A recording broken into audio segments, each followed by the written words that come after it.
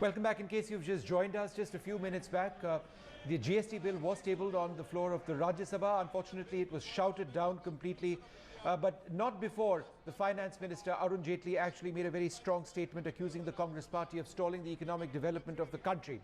My colleague, let's just listen in to Arun Jaitley before I go across to my colleague Shweta. At that stage, the Business Advisory Committee had fixed a time of 4 hours for this particular bill.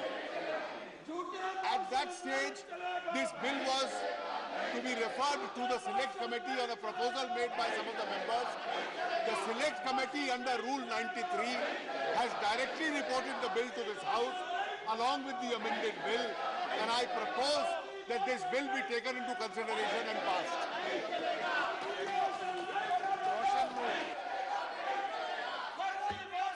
What is this?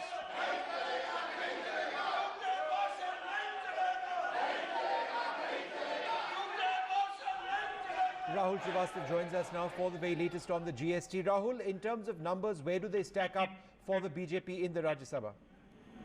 Vishnu, I've been speaking to some members of parliament of various political parties, which are the non-BJP, non-Congress parties. And one picture which is clearly emerging is that the Trinmool Congress is 100% on board as far as the GST bill is concerned. Senior leaders in both Rajyasabha and Loksabha have told us that the Trinmool Congress accepts the bill in its present form. The National Conference, the NCP, led by Mr. Sharad Pawar, I have spoken to senior leaders. They are saying that they had voted for the bill in the Lok Sabha. They will support it in the Rajya Sabha. Samajwadi Party leaders have said that the bill favors traders and will benefit states like UP, which are poor states, and since it's a destination tax, and this is UP is a consuming state, not a manufacturing state, they are for the bill. BSP leaders have said that eventually, though the stand will be decided by Mayawati, the BSP president, the fact is they are also saying that they have no objection to the bill. Now the problem remains vis-a-vis the AIADMK, which is being very tight-lipped about the stand of the party as far as the bill is concerned. Perhaps the orders will come from J. Jalalisa, the AIADMK Supremo from Chennai. The left parties have reiterated. Sir, I rise to move. Right. Rahul, if you can hear us, tell us what will be the government strategy here on, because even though we've seen Arun Jaitley there on those images introducing the bill, but the opposition clearly refusing to give in. The kind of uproar that we saw in the upper house, perhaps an indication of the fact that we may actually end up seeing this session as a washout. Okay, we will get back to Rahul Srivastava in just a bit, but if we could take you through what exactly is GST, why is there so much stress on the fact that this government wants to push through this one landmark reform? Well, how will GST work? It will, as the name suggests, it's the goods and services tax. It will be levied on both goods and services. It will create India into one unified market, will replace most of the indirect taxes with one tax.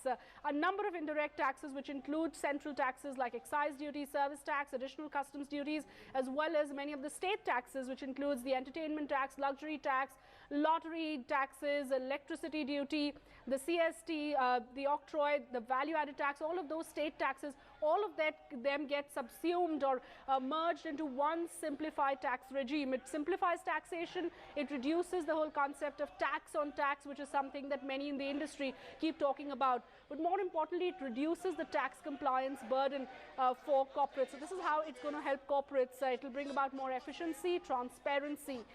Those are just some of the benefits of how GST will impact corporates, also reducing corruption. But it also has a huge impact on consumers. Besides, of course, increasing competitiveness, which is going to help end consumers at the end of the day. The economy, this is one landmark reform which can add anything between 1 to 2% to India's GDP. Those are calculations which have clearly said that it can help the economy achieve global tax competitiveness as well.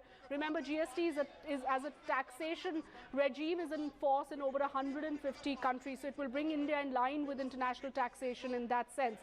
For consumers, well, consumers will have to pay one tax, so that is clearly one benefit that comes to people like you and me, because it brings down the overall taxation worries with regard to the number of taxes that corporates have to pay state by state. So in the long run, it reduces the inflation as well, so it will help bring down prices. Of course, what remains critical is to wait and see whether or not we're going to see a high GST tax rate or a low one, which is something that a GST council will decide. But the big issue right now remains, are we going to see GST coming into force on the 1st of April 2016?